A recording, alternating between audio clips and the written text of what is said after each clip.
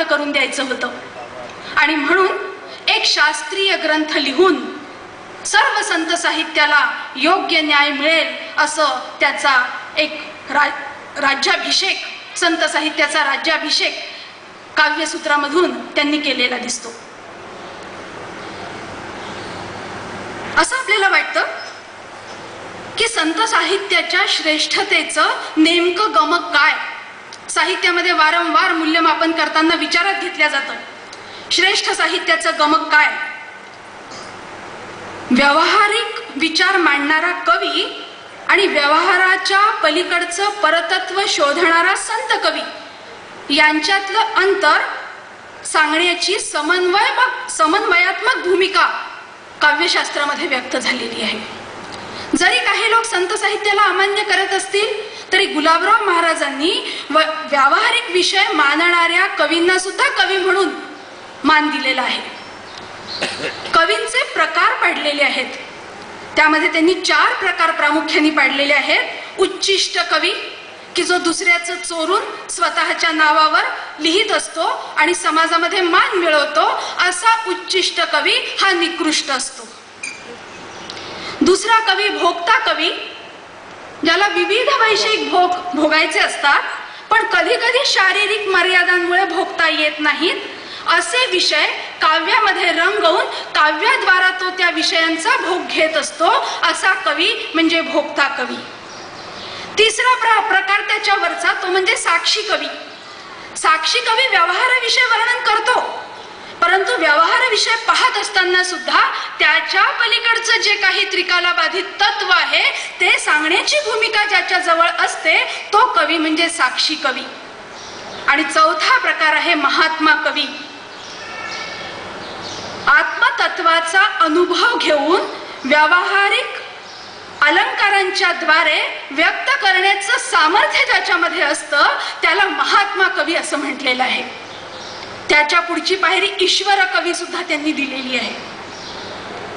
म्हणून ते असं म्हणतात, अनुभव नसताना वर्णन करणारा अर्थाचा तो चोर अनुभवा विण, अर्थाचा तो चोर अनुभवा विण, बोलतो वचन गोड गोड.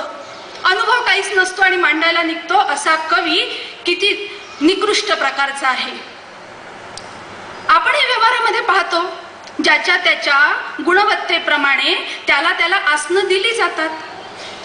चपराशाच्या डेस्कवर तो तिथे चपराशीच बसणार, प्राध्यापक कक्षांमध्ये प्राध्यापक बसणार, प्राचार्यांच्या खुर्चीवर पदाप्रमाणे प्राचार्य बसणार. त्याच्या गुणाप्रमाणे त्याला आसनं देत असतो. कालच आपण पाहिलं शंकराचार्य आले होते, त्यांच्यासाठी वेगळ्या आसनाची व्यवस्था इथे होती. त्याप्रमाणे महाराजांनी सर्वांना कवी मानलं, परंतु प्रत्येक कवीचा स्तर काय असतो ते इथे स्पष्टपणे दाखवून दिलेला आहे. त्यांचा समन्वय कोणता आहे? त्यांनी कवींचा हा जो प्रकारभेद केला त्यात एक विकासक्रम आढळतो. महाराजांचा विचार फार संतत्वाकडे आणि प्रेमाकडे झुकलेला आहे. असे जरी कवी असतील तरी त्यांनी भोक्ता कवीपासून साक्षी कवी व्हावं, साक्षी कवीपासून महात्मा कवीपर्यंत वळावं, असा एक विकासक्रम सुद्धा त्यांनी यामध्ये सांगितलेला आहे. आणि म्हणून जो कोणी प्रयत्नपूर्वक ईशस्तवन करेल त्याला कवी म्हणून मान्यता मिळावी, असाही एक अफलातून नवीन विचार त्यांनी सुचवलेला आहे. कारण मराठी साहित्यामध्ये किंवा कुठल्याही साहित्य प्रकारामध्ये एक प्रयत्नांची कविता आणि एक प्रतिभेची कविता अशा 2 कविता मान्यच आहेत. जी कविता कलात्मक असते, कलाकारी आणि कारागिरी अशा मानणाऱ्या कविता मान्यच आहेत. ठरलेल्या यमक अनुप्रास ठरवून टाकले की कविता होऊ शकते, परंतु अशी कविता सुकवी मान्य करत नाहीत. परंतु प्रयत्नपूर्वक भगवंत प्रीतीने जर काव्य केलं असेल तर ती कविता मात्र तो काजवा असणारा कवी सुद्धा रवी सारखा तेजस्वी होतो, असं गुलाबराव महाराजांनी म्हटलेलं आहे.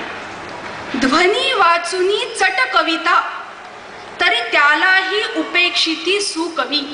ज्याच्यामध्ये ध्वन्यर्थ नसतो, व्यंगार्थ नसतो, ध्वनी वाचुनी चट कविता तरी त्यालाही उपेक्षिती कवी.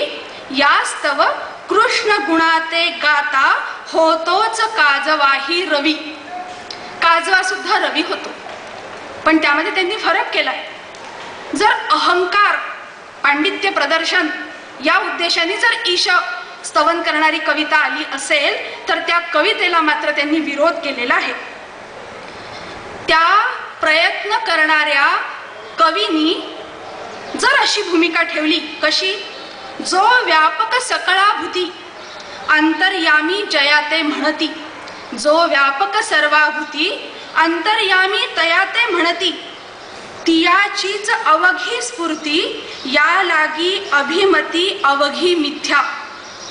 भगवंताच्या प्रेरणेतून स्फूर्ती होऊन जर काव्य करत असेल तर त्या ठिकाणी अहंकार, अभिमिती म्हणजे अहंकार हा पूर्णपणे व्यर्थ असतो. आणि म्हणून असा कवी सुद्धा श्रेष्ठ आहे, असं एक नवीन विचार त्यांनी मांडलेला आहे. काव्यसूत्र संहितेचं जर खरं प्रयोजन काय आहे असं जर विचार केला तर सध्याच्या काळामध्ये प्रत्यक्ष लिहिण्यापेक्षा समीक्षेलाच खूप महत्व आलेलं आहे. साहित्यिक पेक्षा कधी कधी समीक्षकच मोठा होत चाललेला आहे. आणि म्हणून असं वाटायला लागतं की नेमकी समीक्षा तरी करता आली पाहिजे ना. समीक्षेची व्युत्पत्ती सम अधिक ईक्षणा अशी आहे. समतोल दृष्टिकोनातून साहित्याकडे पाहणं याला म्हणतात समीक्षा. असा समतोल दृष्टिकोन देण्याचं काम काव्यसूत्र संहितेने केलेलं आहे. आणि असा एखादा मोठा महात्मा नियती ही योग्य वेळी जन्माला घालत असते. आणि तसे एक महात्मा ईश्वर कवी म्हणजे प्रज्ञाचक्षू गुलाबराव महाराज आहेत असं वारंवार वाटत राहतं. इतर काव्यांचं मूल्यमापन होईल, पण संत काव्यांचं मूल्यमापन कसं करणार? कारण संत काव्यामध्ये रसपूर्णता आहे, अलंकाराचा सहजाविष्कार आहे, सौंदर्यातिशयता आहे, विशुद्ध भावनात्मकताही आहे. पण एवढ्यावरच त्याचं मूल्यमापन थांबत नाही, कारण यापेक्षा सुद्धा बरंच काही संत साहित्यात आहे आणि त्याचं मोजमाप करणारी फुटपट्टी आज आपल्याजवळ नाही. आणि त्याचं परिमाण करता यावं, मोजमाप करता यावं असं एक साहित्य